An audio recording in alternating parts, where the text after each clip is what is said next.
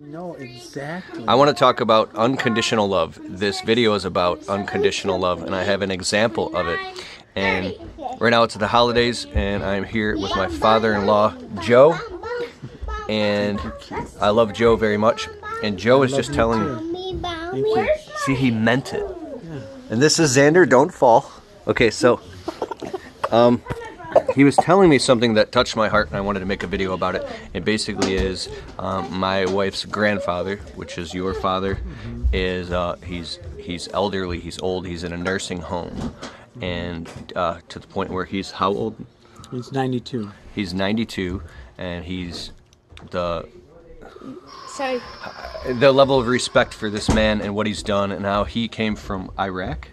Yeah. And the leader When he was 19, yeah. when he was 19, and because this whole family is here, I wouldn't even be here right now if it wasn't for him. So I understand that and acknowledge that. But this video is I want him to talk about how you go and you visit your father every day or every day, yeah, in the nursing home, yeah. And we only see him on the holidays, but Joe is there every day. Yeah. You shave him, you clip his fingernails. Yeah. Well, he has a tendency to want to scratch himself, so we don't want his skin to get irritated, because that'll help. That'll make him scratch himself more. So we keep his fingernails clean, so that he doesn't have, the skin irritated. Basically, is what I mean. But I notice his fingers. I notice how everything has to be clipped in his nails. Some of the nails are more difficult to clip than other ones. So you're just speaking about it. Yeah. The deeper question is, most people, especially in, I should say, Western culture, would have anxiety sitting in traffic. And not saying that you don't, but you work. You have your own life. You're a drummer in a band, and I saw his band, and they're awesome. And you have a lot of things that you could be doing. And of course, he's your father. But to go there every single day, can you talk about because that? he did so much for me when I was growing up, as being a good example of a good moral compass for not only for me but for the whole family. And he is well loved, so that love now is being expressed, still to this day.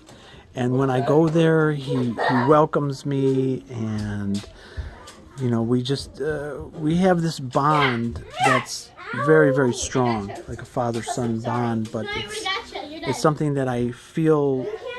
Sometimes I feel a little guilty about not going there, or thinking about, hey, I really don't want to shave him today, or if he needs something, and I'm thinking, yeah, I'll do it. But it's a thing that's like all the time, every day. So when it's that routine, all your questions always seem to, you have to be in order. Like, okay, Dad, did you drink enough water? Did you eat? Did you, are your feet swollen? Are you feeling okay? Is your stomach hurt? Have you had a bowel movement? I could go through, 20, 30 questions every time I go over there. And yeah, it gets a little monotonous. It gets a little bit like, same thing all the time. But I just feel that from what I have, from my relationship, what I have from him, that this is how I've been able to convince the rest of my family that at least they'll invite me to a Thanksgiving dinner like this.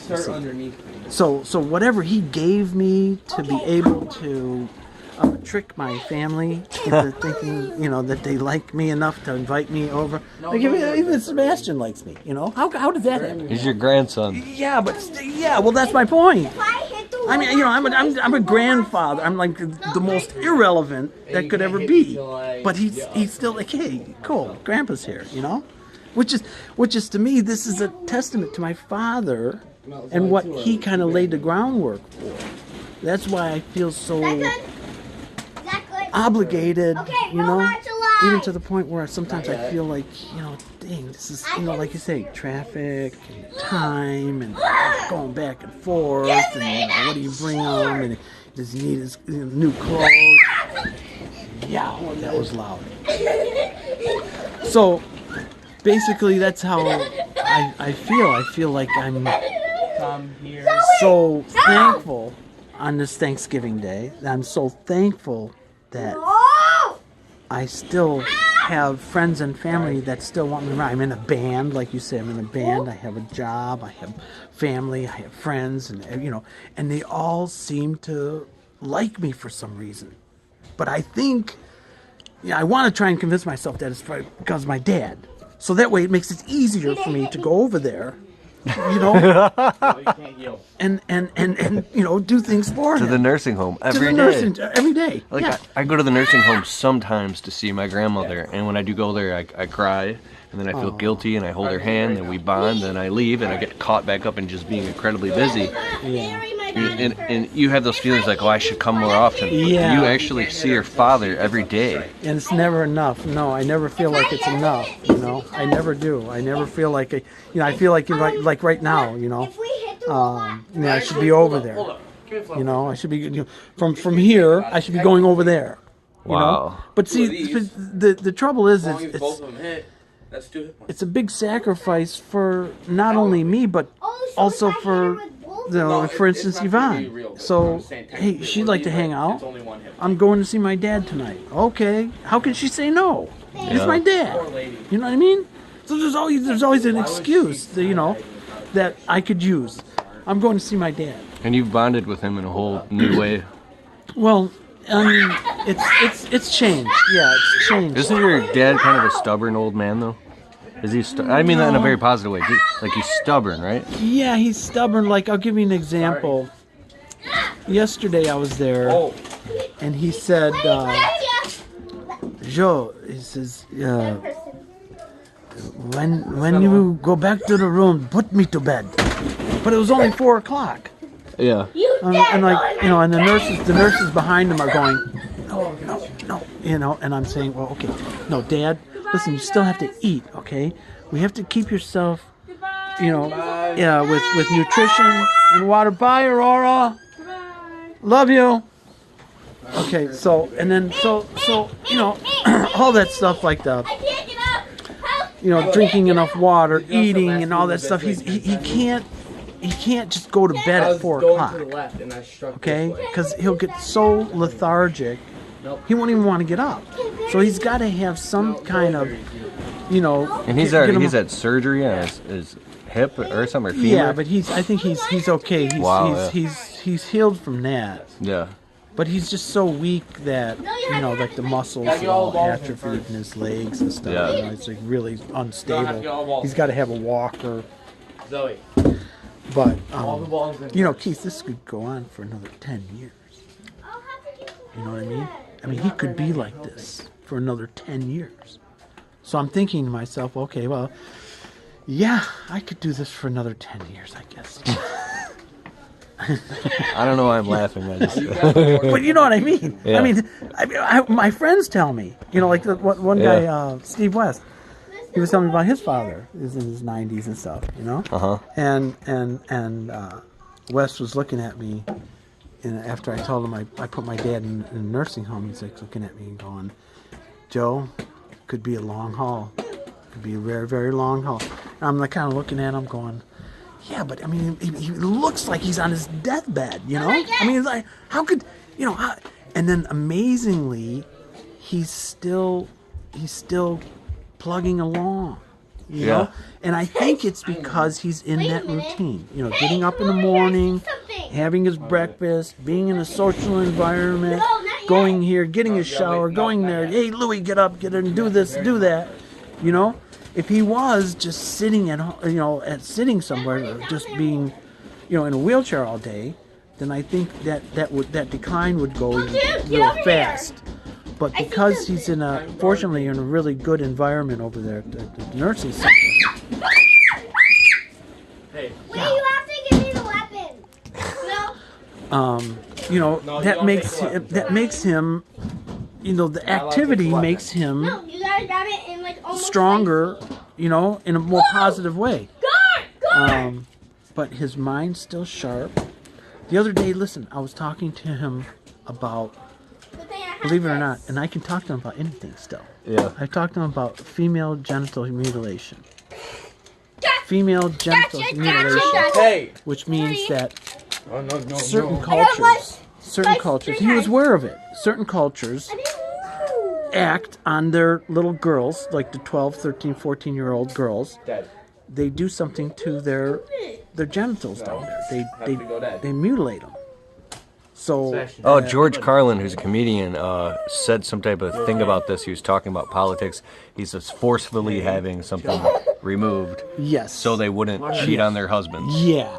I don't even know what Crazy stuff in culture. So to reduce, so they won't cheat on their husbands. But see, that's what we try to do is we try to resolve the issue. Well, in America, they haven't made any laws regarding it. So it's actually that operation being performed is in some ways not prosecuted in America. I'll edit this part out. Yeah, but it's not. Yeah, edit it out. And then also we were talking about probably the election. I'm sure we were talking about politics. I know politics. Yep. Yeah, and and he, now that he is older, and like I said, this could be another 10 years.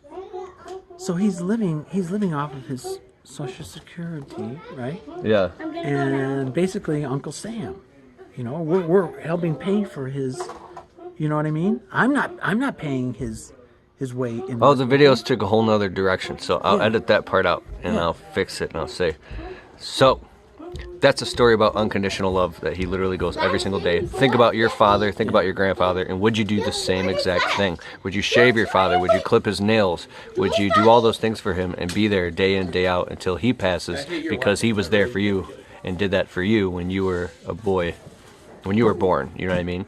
Mm-hmm. So that's an amazing thing. Yeah. And then, I have to do my mom too. I have to consider my mom, so I have to balance everything that I do, and I try to. Why are you running? You're supposed to be. But sometimes it's hard because I have so much great family. I have you. I have Matt. I have a larger family now. We have grandkids. So all that is kind of weighs heavily on me, whether or not I do something. I'm interviewing your Am I going to go over dad. to Ashley and Keith's house? Am I going to go over to Grandpa's? Am I going to go see Grandma? Or am I going to go see Lauren and the kids? Or am I going to see Chelsea? Or I go, do something with Carrick? Or, whatever. You know what I mean? I have to try to balance things, and I have no idea why you guys put up with me. Dad, I struggle too. I'm the same struggle. I have no idea. Same. Really. But the only thing I'm telling you is it is a struggle that it's not because I don't want to come and see you guys more, but I'm just like right now it's just I just have so much going on. And I don't know if it's going to change in another 10 years. It might stay the same. You're going to see your grandpa every day at the nursing home, so his hands are totally full. Which somebody's got to do it. We can't every day. So I have to share something with you real quick, and then I'm going to leave, and I'll let you guys get back to what you were talking about. No, we're done. We're done, right? Gracie looks like Sir Didymus from the Labyrinth. Gracie? Yeah. What? Sir Didymus from the Labyrinth. My dog.